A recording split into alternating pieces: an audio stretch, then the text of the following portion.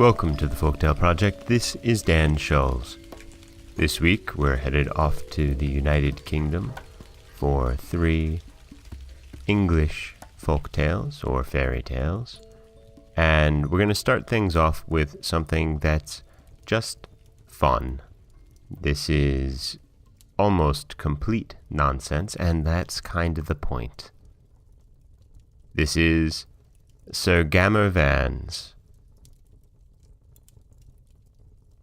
Last Sunday morning at 6 o'clock in the evening, as I was sailing over the tops of the mountains by my little boat, I met 2 men on horseback riding on one mare. So I asked them, could they tell me whether the little old woman was dead yet, who was hanged last Saturday week for drowning herself in a shower of feathers? They said they could not positively inform me, but if I went to Sir Gammer Vans, he could tell me about it. But how am I to know the house? Said I.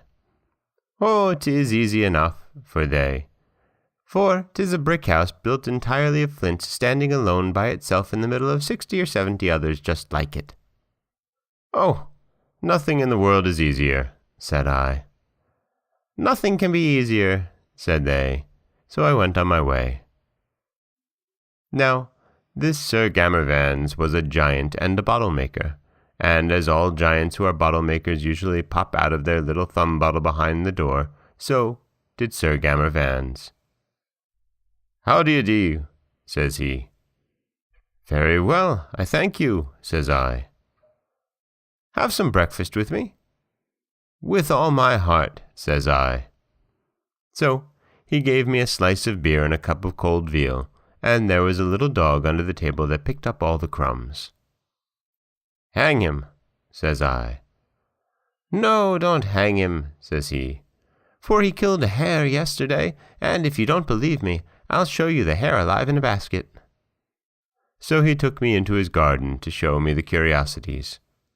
In one corner there was a fox hatching eagle's eggs, in another there was an iron apple tree, entirely covered with pears and lead.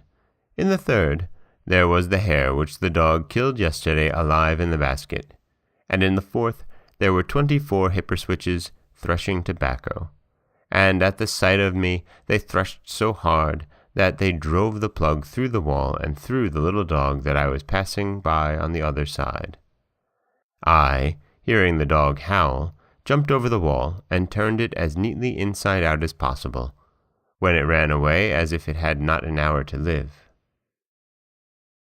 Then he took me into the park to show me his deer, and I remembered that I had a warrant in my pocket to shoot venison for His Majesty's dinner.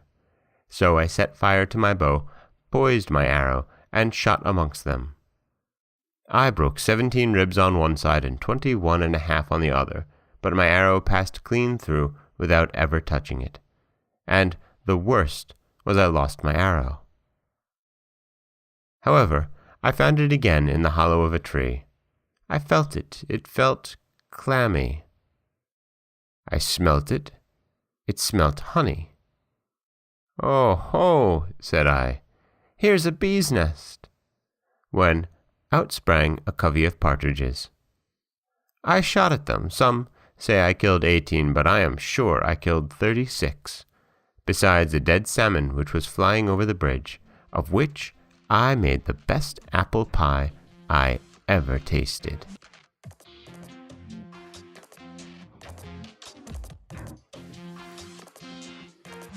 And that is the English folktale gathered by Joseph Jacobs of Sir Gammer Vans. And it's really just a bit of fun, a bit of silliness, in a folktale that contradicts itself in nearly every single line. Giants that fit inside of little bottles, a slice of beer, a live hare that was killed yesterday. It's really just fun. This is Dan Schulz for the Folktale Project. Don't forget that you can subscribe to the podcast on Apple Podcasts, Stitcher, Google Play, Overcast, anywhere you like to get your podcasts. You can also follow us on Twitter at Folktale Project. You can find us on Auto Radio, TuneIn Radio, iHeartRadio, Spotify, anywhere that you like to listen. And you can always head over to folktaleproject.com, where you'll find a new story waiting for you every Monday, Wednesday, and Friday. Thank you so much for listening.